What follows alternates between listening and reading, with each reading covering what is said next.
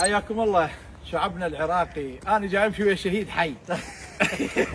الجماعه الجماعه موتوا لي عضو مجلس محافظه، سووا شهيد، سووا باقي الرواتب.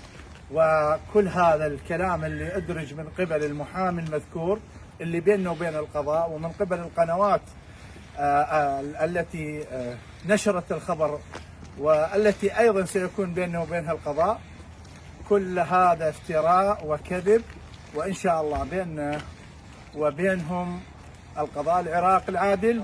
ما خلوا وسيلة من وسائل الاستهداف ما سووها. يحاولون الضغط علينا من أجل أن ننسحب عن دعاوينا. ما ننسحب، مستمرين في مشوارنا خدمة بلدنا.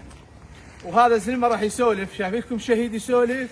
أنا راح أختصر، بما أنه أنا الشهيد الحي راح يكون إن شاء الله دين الفيصل هو القضاء إن شاء الله. إن شاء الله. الأيام الجاية راح ونقول لشعبنا القنوات التي طبلت اليوم ضدنا هي نفس القنوات اللي كانت على طول المرحلة مستهدفتنا، قناة الشر وقنوات أخرى. الله ورطهم ويانا، واحنا مضبطين شغلنا، ندري نفسنا ما مزورين، فلذلك مو بحالهم. بإذن الله ليث الدليمي، فريق ليث الدليمي أشرف مما هم اتهمونا به.